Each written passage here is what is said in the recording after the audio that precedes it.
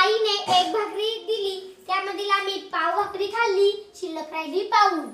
अपूर्णांकांची सोप्या भाषेत ओळख करून देणारी मुलगी असो किंवा स्वतः लिहिलेल्या कवितेचं वाचन आत्मविश्वासानं करणारी ही मुलं असोत, मित्रांनो, ही सारी किमया आहे ज्ञानरचनावादाची.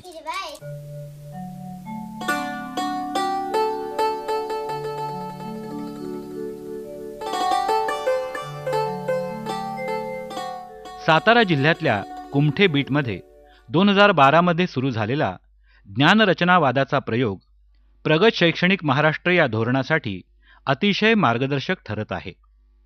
2011 साली मी SCRTमध्ये अभ्यासक्रमाच्या पुनर्रचनेमध्ये गेले आणि अभ्यासक्रमाची पुनर्रचना पूर्ण अभ्यासक्रम रचनावादी बनवायचा चाललेला होता. मला थोडीशी कल्पना आली की रचनावादी अभ्यासक्रम म्हणजे नेमकं काय, तर मूल स्वतः शिकतं, स्वतःच्या ज्ञानाची निर्मिती करतं. मग ही स्वतःच्या ज्ञानाची निर्मिती मूल कसं करत असेल, तर माझं असं ठरवलं की शिक्षकांच्या मदतीने आपण इथे एक प्रोजेक्ट राबवून बघूया. म्हणून 1 मार्च 2012ला आम्ही पहिलीच्या वर्गावर रचनावादाचा प्रयोग सुरू केला. आता जो आहे तो ज्ञानरचनावाद. आता ज्ञानरचनावाद सर्वप्रथम शाळा व्यवस्थापन समितीला ज्ञानरचनावादाची माहिती देण्यात आली. पूर्वज्ञान आहे ते वापरून तो स्वतः शिकतो. स्वतः प्रत्यक्ष कृतीशील शिक्षण. समजा गणित असेल तर तो स्वतः मोजून ठेवतो, घेतो. बेरजेची गणित असतील, वजाबाकीची गणित असतील, म्हणजे पूर्णपणे पुस्तकावर डिपेंड नाही राहत. मुलं स्वतःचं उदाहरण तयार करतात आणि 100% मुलं तयार करतात. शाळा परिसरातली मुलं शाळेत का येत नाहीत याचं सर्वेक्षण शिक्षक आणि व्यवस्थापन समिती सदस्यांनी केलं. कुपोषण आणि गरिबी तसंच मुलांना शाळा आवडत नसल्याचं त्यांच्या लक्षात आलं. योग्य आणि दर्जेदार पौष्टिक आहार मुलांना मिळाला तर त्यांची शारीरिक आणि बौद्धिक क्षमता वाढेल हे लक्षात घेऊन मुलांना सकस आहार द्यायला सुरुवात करण्यात आली. वेगवेगळ्या पद्धतीनं शाळा व्यवस्थापन समितीची कुमठे बीटमधल्या शाळांना मदत असते. म्हणजे आम्ही कुपोषणाचा प्रश्न सोडवण्यासाठी शाळा व्यवस्थापन समितीचीच मदत घेतली. व्यवस्थापन समितीच्या मदतीनं गावातून सोयाबीन गोळा केलं, त्याचे फुटाणे तयार केले आणि मुलांना 4च्या दरम्यान आम्ही ते फुटाणे रोज खायला देतो. याचा परिणाम असा झाला की आता मुलांचं कुपोषण तर कमी झालेलंच आहे, तर तब्येतीनं तंदुरुस्त असलेली मुलं 1ली ते पासून ते 7वीपर्यंतच्या वर्गात आता आपल्याला दिसतील. मग मुलाला शाळा आवडण्यासारख्या शाळा करूया असं आम्ही सगळ्यांनी ठरवलं आणि मुलांना जे जे खेळ घरी आवडतात ते सगळे खेळ आम्ही शाळेत आणले. मग आम्हाला शोध लागला की जे पारंपरिक खेळ आहेत त्या पारंपरिक खेळामध्ये विज्ञान आहे. म्हणजे गजग्यासारखा खेळ आहे, गजगा जर वरती टाकला आणि परत झेलला तर ह्याच्यामध्ये हस्तनेत्र नैपुण्य येतं.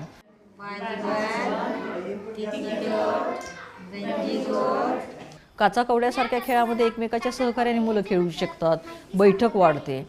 जिबल्या आहे, शरीराचा तोल तर सांभाळता येतोच पण निर्णय पण घेता येतो. अशा अनेक शोध आम्हाला ह्या छोट्या छोट्या खेळातून लागले.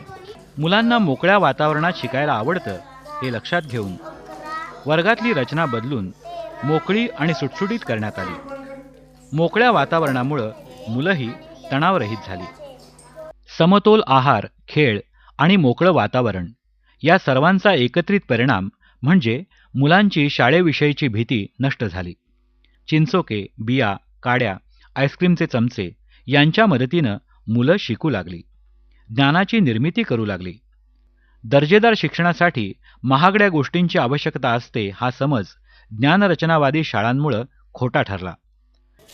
11, 12, 13, 14, 15.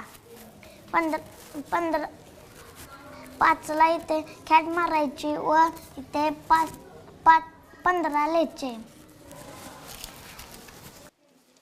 शाळा परिसरातले रंगीत दगड, गोटे यांचा उपयोग करून ज्ञान संपादन करण्याचा अनोखा प्रयोगही कुमठे बीटमध्ये मुलांकडून करण्यात येतो. पाढे, संख्या वाचन, संख्या लेखन असे अनेक संबोध कळायला त्यामुळं मदतच होते. 140, 150, 160, 161, 162, 163. रांगोळीसारख्या कलाविष्कारातून विज्ञान, भाषा, गणित यांचं ज्ञान मुलं मिळवू लागली. हस्ताक्षर सुधारण्यासाठी रांगोळी रेखाटनाचा प्रयोग मुलांना एक वेगळीच अनुभूती देऊ लागला.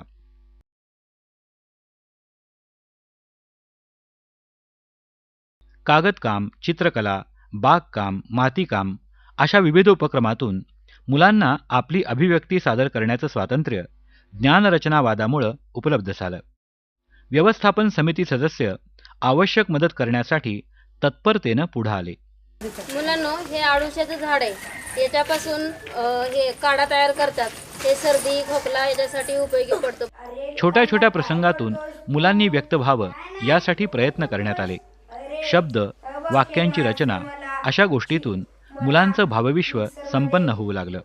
बारीक करून कालवणात घालतात. मला पण अरे जेवताना खाताय.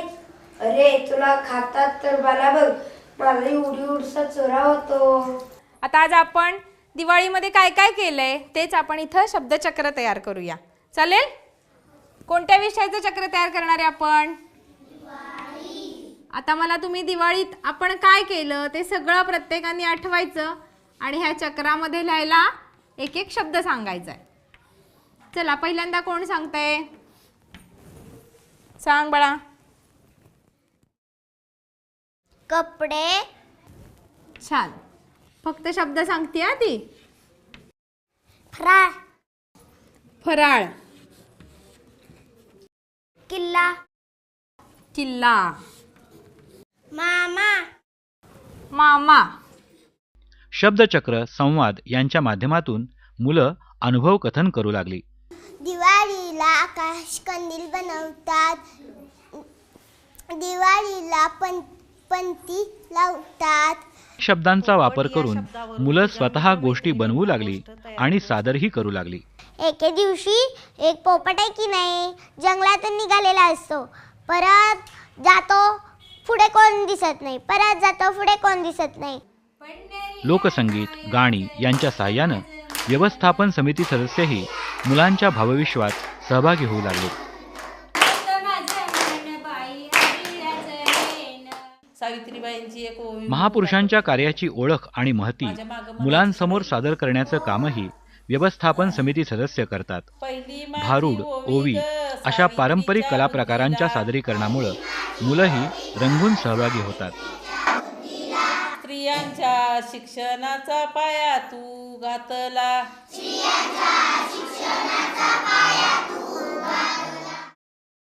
आजच्या युगात संगणक शिक्षणाचं महत्त्व लक्षात घेऊन लोकवर्गणीतून संगणक उपलब्ध करून देण्याचं तसंच मुलांना त्याबद्दल मार्गदर्शन करण्याचं काम व्यवस्थापन समिती सदस्य पार पाडतात. नृत्य, संगीत यांच्याबद्दलची मुलांची आवड लक्षात घेऊन मुलांना याबद्दलचं विशेष शिक्षण देण्याचा आगळावेगळा प्रयत्न शाळा व्यवस्थापन समितीच्या माध्यमातून करण्यात येतो. 1 2 3 4 5 6 7 8.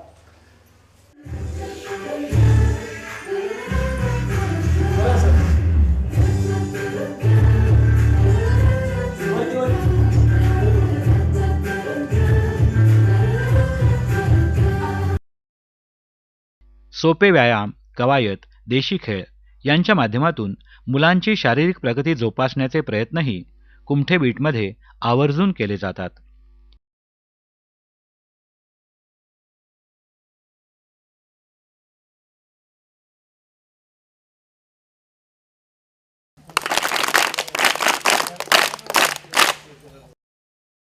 मुलांमध्ये वाचनाची गोडी वाढीला लागावी यासाठी शाळा परिसरात झाडांच्या सावलीत वाचनालयाची निर्मिती करण्याचा एक वेगळा प्रयोगही कुमठे बीटमध्ये राबवण्यात येतो. व्यवस्थापन समिती सदस्य यासाठी उपयुक्त पुस्तकं देऊन खारीचा वाटा उचलतात. शाळा व्यवस्थापन समितीच्या बैठकीत ज्ञानरचनावादाच्या यशस्वीतेबद्दल सखोल चर्चा करण्यात येते. समिती सदस्य तसंच विद्यार्थी प्रतिनिधी आपले अनुभव आणि सूचना मांडतात. 6वी मध्ये शिकत आहे. तिला कवितेची आवड जास्त आहे. तिला अभ्यास जरी सांगितला सर्व विषयांचा तरी ती तो पूर्ण करून वेळ मिळेल त्यात ती कविता तयार करत बसते. ह्या शाळेतून असा अनुभव आला की आपण उगाच त्या शाळेत गेलो. पहिलेच ह्या शाळेत आला असतो ना तर खूप प्रगती झाली असती. अनेक वेगवेगळ्या गोष्टींचा विचार हा येत्या नवीन एज्युकेशन पॉलिसीमध्ये केला पाहिजे असं मला वाटतं.